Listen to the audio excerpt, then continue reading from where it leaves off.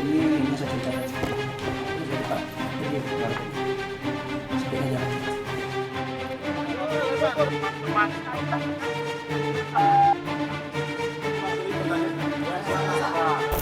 Ngebahas soal harta kekayaan pejabat kayaknya nggak ada habisnya. Kemarin pejabat dari Kementerian Keuangan yang menjadi sorotan. Kali ini tukang bersih-bersih korupsi yang menjadi sorotannya. Emang sekontroversi dan sekaya itukah Ketua KPK Firly Bahuri? Kita diskusi. Jadi nih, harta Ketua KPK itu tiba-tiba disorot gara-gara tindakan kontroversi yang dilakukannya. Kita cek dulu, segimana banyak sebenarnya harta dari Ketua KPK ini. Berdasarkan LHKPN-nya pada 20 Februari 2023 untuk periode tahun 2022, harta kekayaan Firly Bahuri mencapai 22,8 miliar rupiah. Terdiri dari alat transportasi 1,7 miliar, uang 10,6 miliar rupiah, hingga tanah 10,4 miliar rupiah.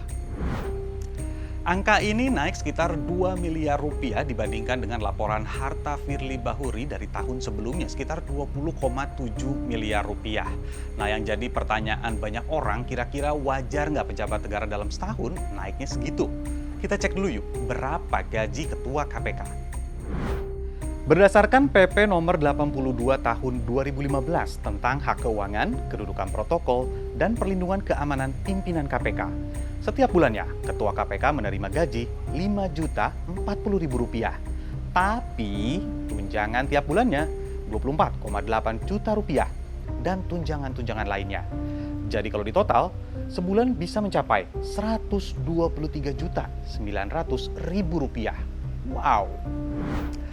Kalau dijumlahin dalam setahun tanpa dipakai, gajinya sebagai Ketua KPK ini sekitar 1,4 miliar rupiah. Ini masih di bawah dari selisih laporan LHKPN tadi sekitar 2 miliar rupiah. Tapi jangan lupa, bisa jadi ada pemasukan lain di luar dari jabatannya sebagai pimpinan KPK. Oke lah, di luar dari kenaikan hartanya, ada sejumlah kontroversi yang dilakukannya hingga membuat netizen menyoroti harta kekayaan Firly. Yang terbaru di tahun 2023, ia dinilai sewenang-wenang mencopot Brigjen Endar Priyantoro dari Direktur Penyelidikan KPK tanpa diketahui penyebabnya. Keputusan ini membuat sejumlah penyidik walk out. Nih, salah satu rekaman yang udah kesebar di media sosial. Saya mohon maaf, saya tidak memberi kesempatan untuk bicara, tapi yang pasti, saya titip itu saja.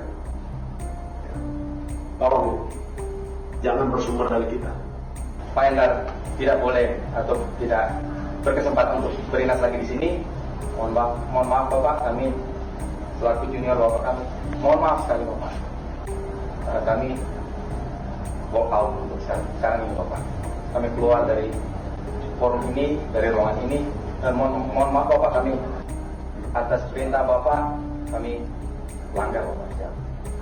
Ini bukan urusan pribadi, nggak ada. Saya sudah sampaikan ke rekan-rekan. Nggak ada sama sekali. Jangan dibawa. Tidak ada konflik bagi saya, mohon maaf. Saya tidak ada konflik pribadi dengan adik-adik saya. KPK akhirnya merespon ini dan meminta masyarakat tidak terprovokasi. Nah, yang bocor bukan hanya soal penyidik KPK yang melakukan walkout, tapi ada juga dokumen rahasia yang bocor yang diduga melibatkan Ketua KPK Firly Bahuri. Peristiwa ini terjadi diduga usai penyidik KPK melakukan penggeledahan di salah satu ruangan Kementerian SDM terkait dengan soal dugaan korupsi yang dilakukan di Ditjen Minerba SDM. Oh, ini yang saya cerita tadi nih. Dari ini nih, dosa ini.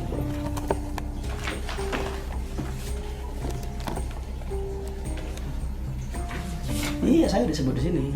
Iya. Itu dari Pak Menteri, dapatnya dari Pak Firly. Dari Pak Firly dapatnya. Sebaiknya jangan deh. Sensitif.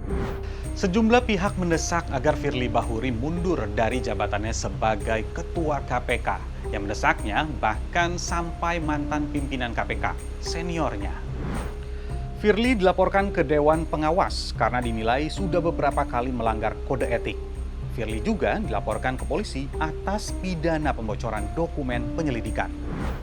seyogyanya diperiksa sesegera mungkin oleh Dewan Pengawas. Kita meminta Dewan Pengawas untuk objektif, tidak seperti di masa lalu. Ketika memeriksa saudara Firly, ada kecenderungan tidak memberikan sanksi yang tegas. Kan banyak masalah di dalamnya. Banyak sekali masalah di dalamnya, mulai dari kebocoran informasi, mismanagement, efisiensi, pelanggaran etik, kemudian kinerja yang menurun, terus cara berpikirnya menurun, cara berpikir filosofis, ada kebocoran informasi malah dibilang itu informasi lama. Sebenarnya gimana sih masyarakat menilai kinerja dari KPK, terutama setelah ada berita ini ya? Sebenarnya untuk kinerja KPK sendiri, kalau aku ngelihatnya agak nggak kelihatan sih. Makanya kalau dibilang setahun itu dapat 2 miliar, itu menurut saya kurang efisien sih.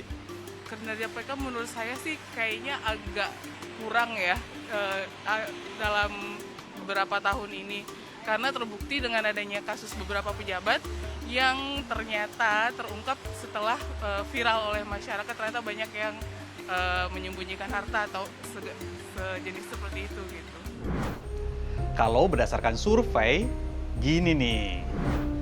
Dari 504 responden, 48,2% tidak puas. Ketidakpuasannya rata-rata soal kinerja Dewas yang tidak optimal. Penurunan jumlah OTT.